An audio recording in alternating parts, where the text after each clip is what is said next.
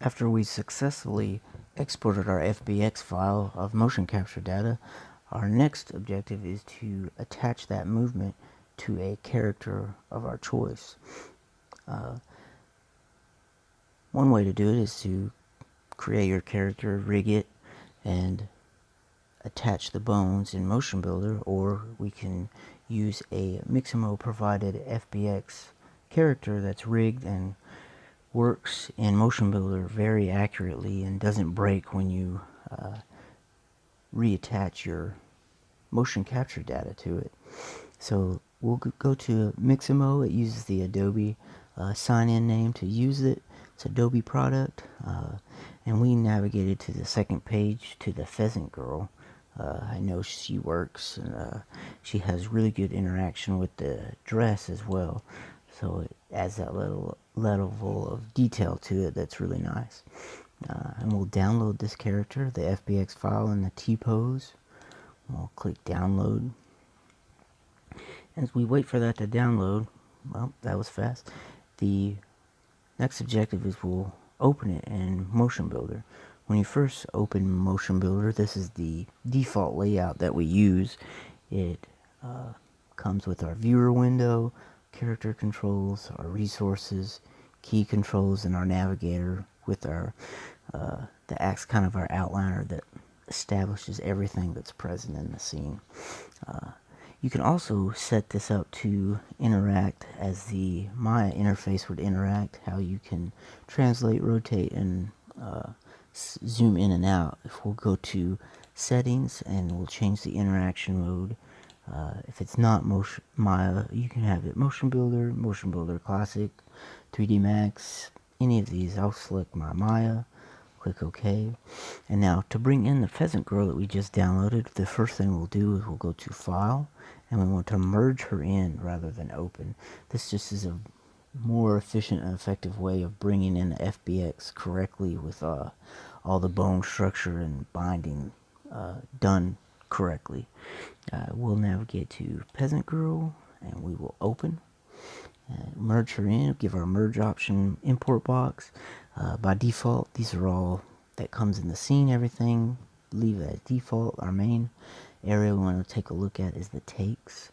Since we are going to be attaching a take from our motion from OptiTrack, we will want to uncheck this take 1 and leave the Maximo T-pose take still in. And then we want to merge this in, and it opens our model. And as you can see, rotate around, it brings in the character and the textures and everything. But it also has established, if you look in our scene, the pheasant girl geometry, but it also has the bone structure that go with it. The bones are inside. To get rid of the model display, we'll go to our display menu up here, and we will go to the model visibility, and we will uncheck the model. So now we see that the bone structure that's there that will drive this character and how it's established. And we can select bone by bone, joint by joint, and it gives us a good idea of what we're selecting down here. The first thing we want to do is we want to characterize this.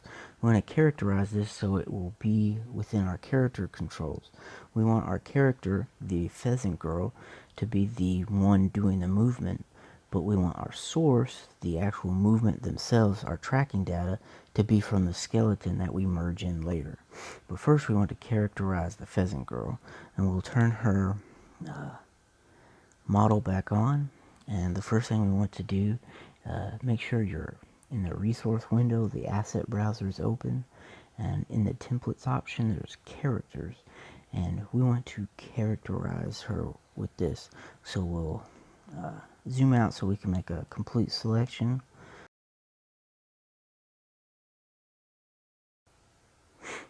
And once we've characterized it, we will bring up this character button. The character must be in stance pose facing the positive Z axis, and we want to click biped. So now if we select the character menu, we now have a character in our scene. And in this character, if we go to our definitions tab, we can see that the bones inside of her are defined for this character. And if we were to go in, we can look to see that each bone is defined and targeted to a selected skeleton. And then when we merge in our motion tracking data, it will use this similar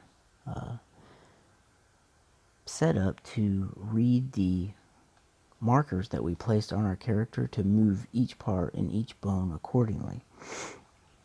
So now that we have our character in, and we have the definition all complete, when we get the green check mark, it validates that it will be working. We'll first save this to make sure that before we do anything else that it's there and working. We'll name it test. Put it in my desktop. Save it. Save everything. Now our next part is we're going to merge our motion capture data onto the character. So we'll navigate to the file path that has the takes in them that we exported.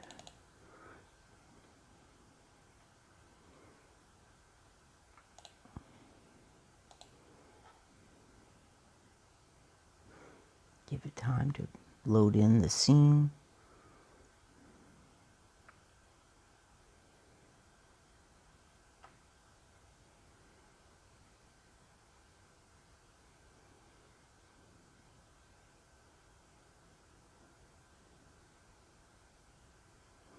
Now that we've got the merge options up, we want to make sure that our take Brent heavy push checked. Leave everything as default.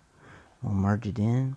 It should bring in the skeleton and markers from our motion capture data and bring it in a similar position that our character is already in. This is the importance of starting and stopping each take in the T-pose. We've established where the character is and how it will bind and read our source movement accordingly. So now that we've brought in our character from motion capture from OptiTrack, we want to now have our character in the scene, the pheasant girl, to move based on the source of our skeleton 1. So now when we've established that the skeleton 1 will be our main movement in the scene for our character, we'll press play. We'll see that our character moves in accordance, mirroring our motion capture data from OptiTrack. As it's moving, we can rotate around the scene. To get rid of our motion capture skeleton and markers in the menu right here, we can show or hide and go to act all. So now we just have our character peasant girl in the scene doing the movement. So now if you look closely, one of the issues that we run into using Miximo's characters is the added neck bone that is established in our definitions. This neck 1, the character template from OptiTrack that we use, the baseline hinge toe setup, doesn't exactly have the markers needed to act or to mirror the movement of the neck like we would want it to. So one of the things that we do first is we'll unlock the character so we can edit our definition, and we get rid of the neck bone.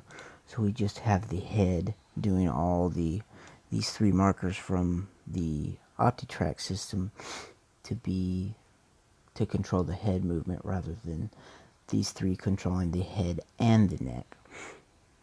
So we'll lock that back, and it'll ask us again, biped, and we will have our character established, and we want the source to be the skeleton 1. So now we get a better look, and the neck is not as jagged and bent over as much.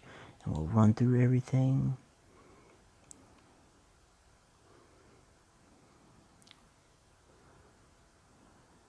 looks good.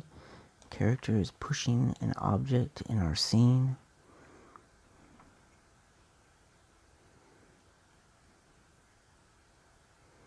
As you can see, when we used OptiTrack, the 120 frames per second creates quite a bit of keyframes.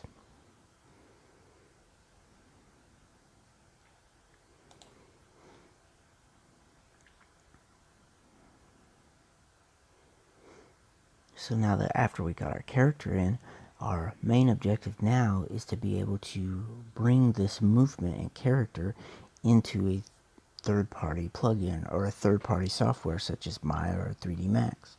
To do that, we want to establish, we don't want to have our source being the source of movement anymore. We want the character to contain all the movement that from our motion capture data. Every single, so the bones are moving and everything, not any of the markers doing the movement themselves, but the character and the bones associated with the character have all the animation keyed onto them. So to do that, we want to plot this animation.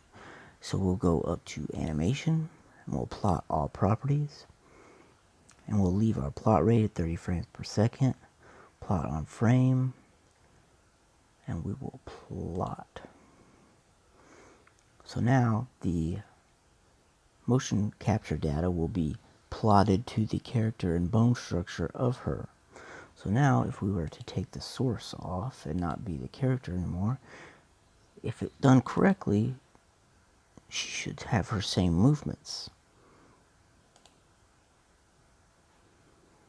And there they are.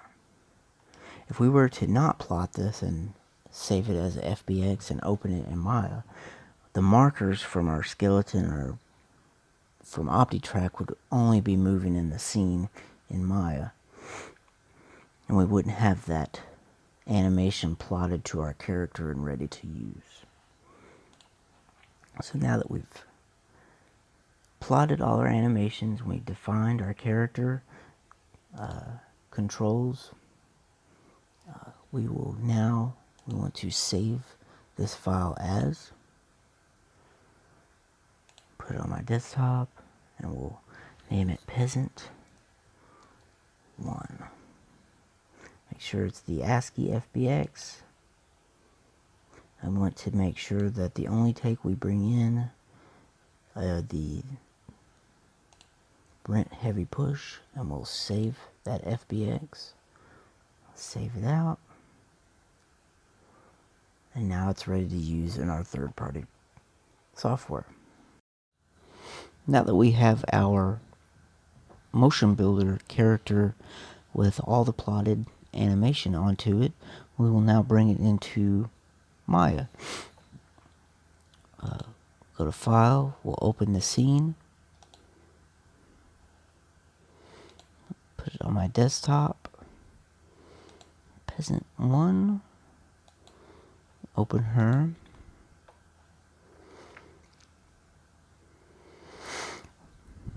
When it's imported in, when it opens, the character will come in very large into our scene. But now that we see that we have our character in our scene, and we have the motion capture null points in our scene, we can hide those so we don't see them anymore and they don't confuse them with anything. So now, also if we hid the peasant girl, we see the bone structure that's still there. And we also have our character. So now if we go to, we plotted this at 30 frames a second. But we'll also want to change the frame rate. We want to play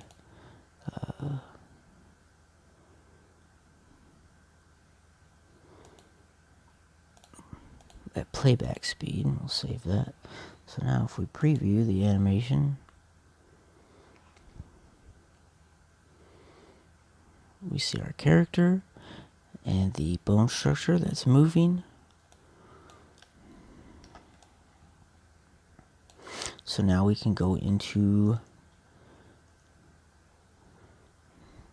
stop. And so now we can go into our bone structure, and if we wanted to edit any keyframes in our graph editor, we now have the ability to fine-tune everything, and we have a animation that we captured in our motion capture system, that we retargeted the markers to a character that we brought in Motionbuilder, and now we've brought it into Maya to fine-tune texture, light, and create an entire scene from our motion capture data.